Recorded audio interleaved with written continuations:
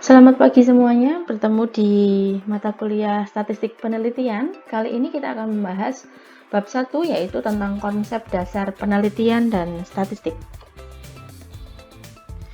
Diawali dengan definisi metode penelitian. Jadi metode penelitian itu dapat didefinisikan sebagai cara ilmiah untuk memperoleh data dengan tujuan dan kegunaan tertentu. Cara-cara ilmiah adalah cara-cara yang memenuhi 3 aspek, yaitu yang pertama harus rasional, yang kedua empiris dan sistematis. Rasional di sini artinya adalah dia masuk akal. Kemudian yang kedua empiris. Empiris itu dapat diterima oleh indera manusia.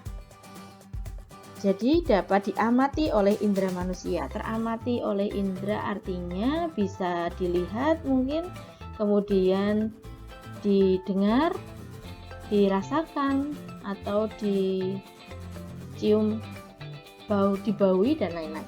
Nah, kemudian yang terakhir dia harus sistematis. Sistematis itu harus melalui proses atau tahapan tertentu yang sifatnya logis.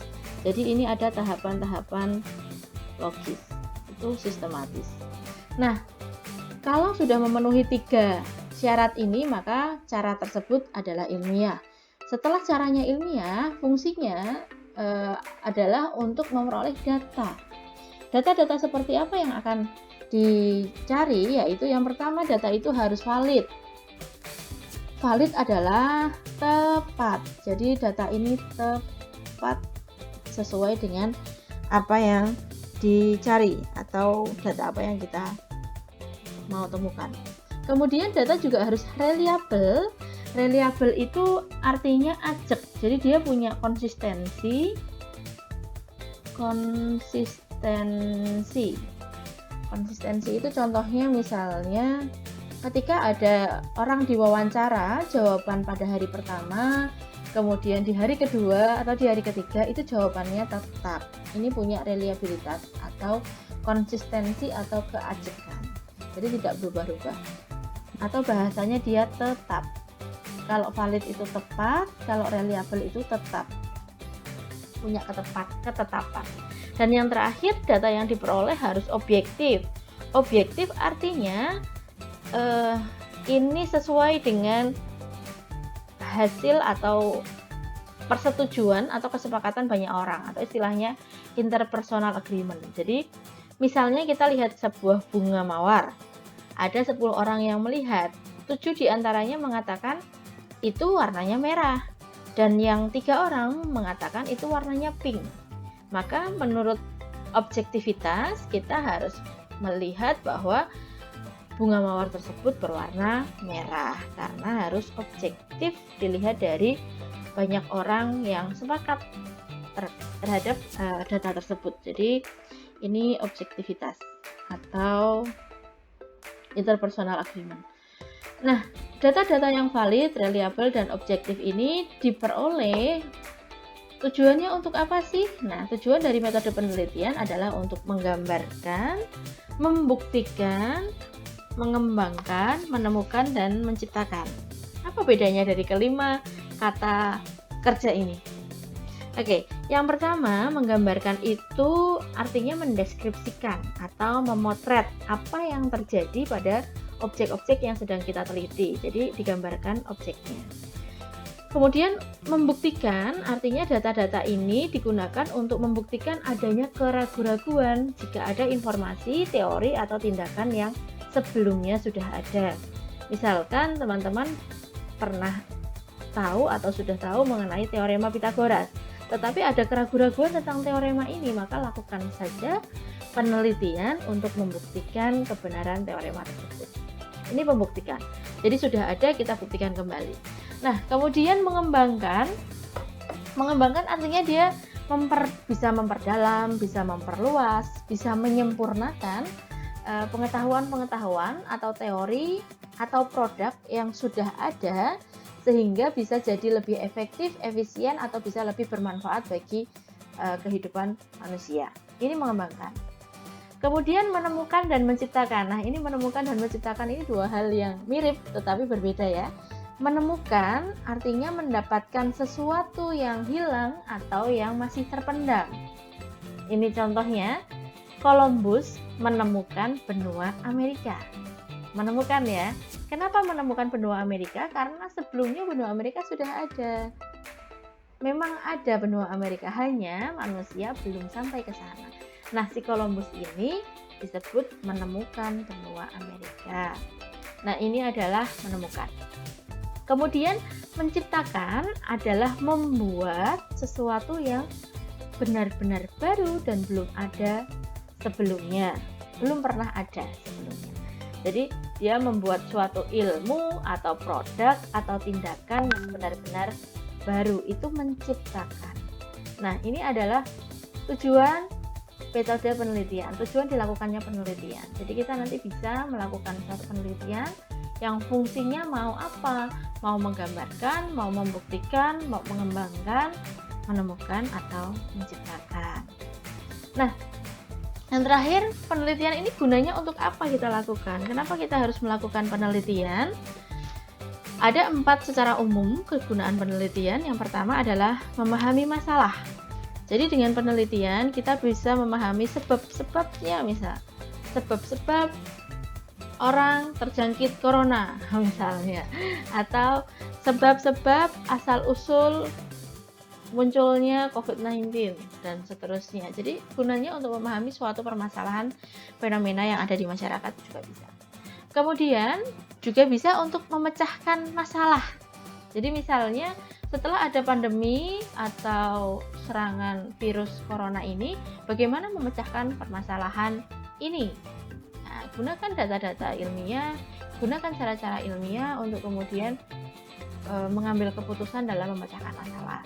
Semoga semua pemimpin sudah menggunakan metode-metode yang ilmiah ya, supaya semua selesai dengan baik. Kemudian penelitian juga bisa digunakan sebagai antisipasi masalah. Artinya antisipasi itu cara supaya tidak terjadi masalah. Ini contohnya, contoh antisipasi itu ada penelitian tentang vaksin. Jadi vaksin itu mengantisipasi masalah supaya tidak kena sakit, gitu ya. Supaya nantinya, jadi orang-orang sehat, supaya nanti dia tidak kena virus corona, maka sekarang harus disuntik vaksin dulu. Ini adalah mengantisipasi masalah. Dan untuk membuat vaksin juga diperlukan suatu penelitian yang panjang. Ini adalah penelitian untuk melakukan antisipasi masalah. Dan yang terakhir, guna dari penelitian adalah membuat kemajuan.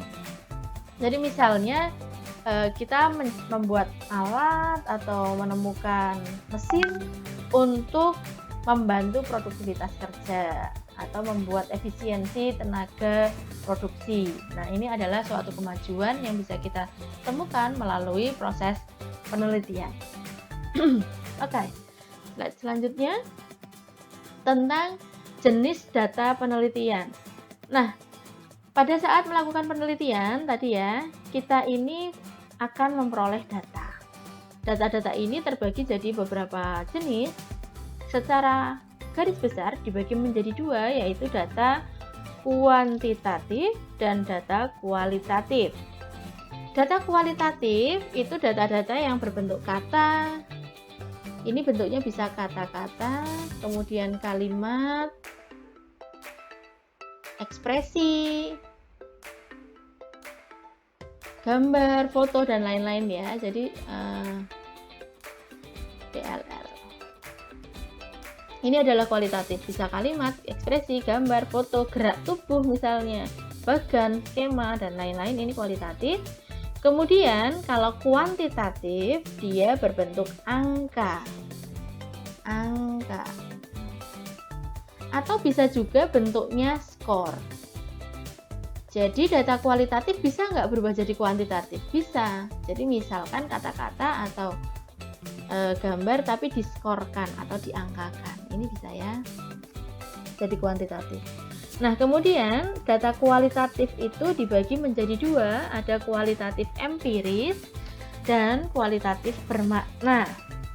Kualitatif empiris artinya data yang muncul apa adanya, tidak diberi makna tertentu. Jadi kalau kita melihat orang berbaju hitam, sampaikan bajunya hitam. Itu empiris, apa adanya. Memang bajunya hitam, gitu ya. Nah, berbeda dengan kualitatif bermakna, adalah data di balik fakta yang tampak. Jadi, misalnya nih, melihat orang yang berbaju hitam, kemudian kita maknai bahwa, oh ternyata dia sedang berduka cita. Atau mungkin, oh ternyata dia penggemar warna hitam. Kita menginterpretasikan makna-makna di balik data yang tampak atau data empiris. Selanjutnya, data kuantitatif juga dibagi menjadi dua, yaitu ada data diskrit atau nominal dan data kontinum. Untuk data diskrit adalah data kuantitatif yang diperoleh dari hasil menghitung atau membilang. Menghitung atau membilang itu bilangan bulat positif ya. Jadi kalau dihitung itu ada 0, 1, 2, 3, 4. Misalnya ada berapa jumlah siswa di kelas? Ada 10. Ada berapa halaman di buku? Ada 200. Ini adalah hasil membilang yang bisa kita hitung satu persatu. 1, 2, 3, 4 dan seterusnya. Nah, ini data diskrit atau data nominal, hasil dari membilang. Bedanya dengan data kontinum itu hasil mengukur. Oke ya. Data hasil pengukuran atau kontinum. Di sini contohnya, misalnya nih kita pakai meteran untuk mengukur panjang. Kemudian hasilnya juga bisa dalam bentuk bilangan bukan bulat. Bisa juga dia dalam bentuk bilangan yang desimal. Berapa panjang meja tersebut? Panjang meja tersebut 2,5 meter. Bisa jadi. Jadi tidak bisa bukan bilangan yang bulat. Bisa jadi hasilnya seperti itu. Nah, kemudian data kontinum itu dibagi menjadi 3. Di 3 ini kita sebut sebagai ordinal, interval, dan rasio. Data ordinal itu data yang berbentuk ranking atau peringkat dengan jarak yang tidak sama. Jadi contohnya kalau ranking di kelas itu misalnya ranking 1 jumlah nilainya 100. Kemudian ranking 2 jumlah nilainya 99 bersaing ketat. Tetapi ranking 3 jumlah nilainya hanya 93. Maka jarak antara ranking 1 ke 2 dan 2 ke 3 itu tidak sama. Ini bentuk datanya adalah ordinal. Bentuknya ranking ya, ini 1 di sini, 2 di sini, 3 di sini, misalnya 4 di sini. Skalanya tidak sama. Tapi bentuknya ranking atau peringkat. Ini ordinal. Nah, kemudian data interval yang kedua adalah data-data yang jaraknya sama, tetapi dia tidak punya nol mutlak. Nol mutlak atau nol absolut itu artinya nol yang tidak ada, nol yang tidak mempunyai nilai. Oke.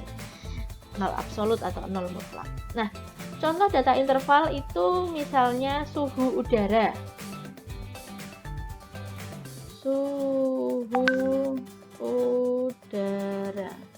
Nah, misalnya suhu di skala termometer kita menunjukkan 0 derajat Celcius. Apakah artinya ada suhunya? Apa tidak ada suhunya? Nah, jadi di sini kalau suhu udara 0 derajat itu artinya dia nolnya tidak mutlak ya. Walaupun sebutannya 0 tetapi dia tetap ada suhunya. Ini contoh tidak punya nol mutlak atau data interval. Jadi suhunya bisa 0 derajat, 1 derajat, 2 derajat, 100 derajat atau negatif. Ini tentang data interval. Bedanya dengan data rasio, kalau data rasio itu dia punya nol mutlak. Jaraknya sama atau skalanya sama, tetapi dia memiliki 0 mutlak. Contohnya adalah berat ya, atau massa. Berat. Berapa berat badan si X? Dia beratnya 0 kg. Kalau 0 kg artinya betul-betul 0 dan tidak ada orangnya. Apakah ada manusia yang nilainya 0 atau beratnya 0 kg? Nggak ada ya. Jadi kalau dikatakan oh dia beratnya 0 kg berarti tidak ada dianya, tidak ada orangnya, benar-benar tidak ada orangnya. Kemudian misalnya 0 meter panjangnya, berarti tidak ada dong ya. Nah itu adalah data rasio dan mempunyai 0 mutlak, 0 yang benar-benar tidak punya nilai. Ini jenis data-data penelitian. Next, tentang metode penelitian. Metode penelitian itu secara umum dibagi jadi dua sebetulnya, kuantitatif dan kualitatif, sama seperti jenis data tadi ya. Nah, tetapi di sini sekarang tren penelitian bertambah menjadi ada jenis metode kombinasi. Kombinasi itu nanti menggabungkan antara kuantitatif dan kualitatif. Untuk metode penelitian kuantitatif itu ada dua, yaitu survei dan eksperimen. Kemudian kualitatif itu ada 5, ada fenomenologi, grounded theory, etnografi, case study, dan naratif. Untuk kombinasi itu nanti ada 2 poin, yaitu sekuensial berurutan dan campuran. Oke, lanjut ke karakteristik penelitian kualitatif. Jadi ini menurut Bogdan and Bigland di tahun 82. Mereka menyatakan bahwa qualitative research has the natural setting as the direct source of data and researcher is the key instrument. Jadi penelitian kualitatif itu punya setting natural sebagai sumber data. Jadi sumber datanya itu natural, tidak dibuat-buat. Dan instrumen utamanya adalah sang peneliti itu sendiri. Jadi instrumennya harus benar dulu kan, artinya peneliti juga harus punya pendirian yang benar berdasarkan teori-teori yang sudah dibangun sebelumnya. Kemudian yang kedua, qualitative research is descriptive. Jadi penelitian kualitatif itu deskriptif.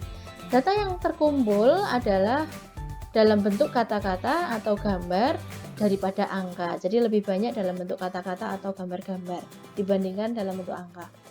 Kemudian yang ketiga, peneliti kualitatif itu fokus pada proses daripada hasilnya atau produknya. Jadi lebih fokus pada prosesnya. Maka seringkali kita temukan hasil penelitian kualitatif itu jauh lebih tebal dibandingkan yang kuantitatif karena dia menjelaskan semua proses diperolehnya data dari kualitatif itu. Kemudian yang keempat, penelitian kualitatif itu menganalisis data secara induktif.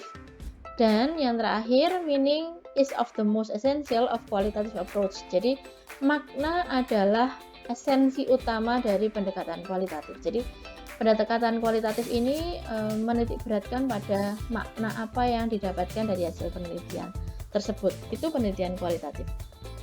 Nah, kemudian untuk metode kombinasi itu kita bagi menjadi 4 kuadran. Di situ ada kualitatif plus kuantitatif, atau yang di kuadran 2 itu kualitatif dulu baru kuantitatif, atau kuantitatif dulu baru kualitatif. Kemudian ada di kuadran 3 itu banyak dominasinya yang mana. Jadi dominan status. Kalau yang hurufnya besar berarti dia lebih dominan. Artinya dalam penelitian tersebut bisa jadi lebih dominan kualitatifnya atau lebih dominan kuantitatifnya. Dan kemudian yang di kuadran 4 itu contoh yang pertama, kualitatif lebih dominan dibandingkan kuantitatif, dan secara urutan kualitatif dulu baru kuantitatif. Seperti itu. Ini hanya masalah teknis, kapan kita kuali, kapan kita kuanti, lebih dominan yang mana, urutannya mana dulu. Itu tentang kombinasi. Jadi kombinasi itu mengkombinasikan berbagai jenis kombinasi, nanti pilih salah satu yang sesuai dengan penelitian kita kalau mau menggunakan metode kombinasi. Oke, next ke macam-macam statistik ya. Jadi jenis statistik itu dibagi menjadi dua, yaitu statistik deskriptif dan statistik inferensial. Statistik deskriptif itu sudah kita pelajari pada mata kuliah statistik dasar yang lalu. Di sana kita belajar mengenai bagaimana menyajikan data, kemudian mencari ukuran lokasi data, ukuran letak data, sebaran data, ukuran pemusatan data. Nah, ini deskriptif. Kemudian sekarang kita akan masuk ke statistik inferensial atau yang biasa kita pakai untuk penelitian. Nah, statistik inferensial sendiri dibagi menjadi dua, yaitu statistik parametris dan statistik non-parametris. Untuk mata kuliah kita statistik penelitian yang satu ini, yang pertama ini kita akan pelajari tentang statistik parametris, di mana yang kita olah adalah data-data interval atau rasio. Tadi bisa dibuka ulang ya, data interval yang mana, rasio yang mana. Kemudian populasinya adalah populasi yang berdistribusi normal. Jadi syaratnya kita menggunakan uji statistik parametris adalah datanya interval atau rasio dan populasinya normal. Nah, sisanya itu masuk ke statistik non-parametris, yaitu data-data nominal atau ordinal dan populasinya bebas berdistribusi. Jadi tidak harus normal. Mungkin kita akan menemukan data yang tidak normal, maka kita harus selesaikan dengan statistik non-parametris. Nah, di sini juga ada apa sih bedanya deskriptif dan inferensial? Kenapa dibagi menjadi dua itu statistik? Nah, bedanya kalau statistik deskriptif itu kita hanya bekerja dari populasi, direduksi ke sampel, kemudian kita kerjakan di sampelnya saja. Nah, kalau kita bekerja di sampel, maka kesimpulan itu hanya berfungsi untuk sampel itu sendiri. Ini deskriptif. Sampel ini tidak bisa kita generalisasi ke populasi. Misalnya sampel yang kita ambil dapat, oh ternyata rata-rata nilainya 7 sampel siswa. Dari ini kita nggak bisa menggeneralisasi populasi seluruh siswa, rata-rata nilainya salah satu sampel. Itu deskriptif. Kalau inferensial itu bisa digeneralisasi. Jadi dari data populasi itu kita reduksi jadi sampel. Kemudian sampel-sampel ini setelah kita lakukan penelitian atau olah data, analisis, hasil analisisnya bisa kita generalisasi ke populasinya. Jadi hasil di sampel ini berlaku juga untuk di populasi. Karena sampel yang diambil ini sudah mewakili populasi tersebut. Ini bedanya deskriptif dan inferensial. Nah, kemudian buat apa sih statistik itu? Kenapa harus kita pelajari juga dalam penelitian? Penelitian itu punya alur atau skema yang jelas. Biasanya diawali dengan menemukan masalah dulu. Setelah kita menemukan masalah, harus dirumuskan masalahnya. Kemudian juga ada landasan teori harus kita cari. Setelah ketemu semua landasan teorinya, kita rumuskan hipotesis atau dugaan sementara kita. Setelah kita punya dugaan atau hipotesis, maka kita harus buktikan apakah hipotesis itu benar atau tidak. Nah, untuk itu kita harus melakukan dua hal. Yang pertama, kita harus mengembangkan instrumen. Instrumen itu alat, bisa bentuk tes atau non-tes untuk ngecek. Kemudian juga kita harus tentukan populasinya siapa yang akan diteliti. Nah, untuk mengambil populasi menjadi sampel, kecuali kalau mau melakukan survei ya, semua populasinya diamati. Tetapi kalau kita hanya mau pakai sampel, maka kita perlu mengambil data sebagian dari populasi kita jadikan sampel. Nah, untuk mengambil populasi jadi sampel ini kita butuh statistik. Nah, jadi ada aturan bagaimana kita mengambil suatu sampel supaya mewakili populasi. Nah, ini kita pakai statistik, butuh statistik. Setelah sampel terkumpul, oke, ini kita jalan di bawah dulu. Setelah instrumen dibuat, instrumen misalnya tes gitu ya, atau soal tes itu instrumen. Diuji cobakan instrumennya. Nah, diuji cobakan ini pasti akan nemu data dong, dan data ini juga harus dianalisis. Uji instrumen itu untuk apa? Untuk ngecek apakah instrumen itu sudah valid, apakah sudah reliable. Dan kalau dia dalam bentuk soal, apakah dia sudah punya daya pembeda yang baik misalnya, tingkat kesukarannya bagaimana, dan lain-lain. Ini kita uji dengan menggunakan statistik. Kemudian setelah data-data terkumpul dan uji instrumennya oke, lolos, valid, reliable, dan lain-lainnya ini, dikumpulkan datanya dan dianalisis. Analisis ini juga menggunakan statistik. Nanti kita bisa pakai uji hipotesis, bisa deskriptif, bisa komparatif, bisa asosiatif, tergantung dengan tujuan penelitian itu sendiri sehingga kita temukan laporan penelitian. Nah, teman-teman, kira-kira skema sederhana ini adalah yang akan kita lakukan nanti untuk skripsi. Jadi persiapkan betul ya. Kalau perlu ini nanti skemanya ditempelkan di kamar. Oke.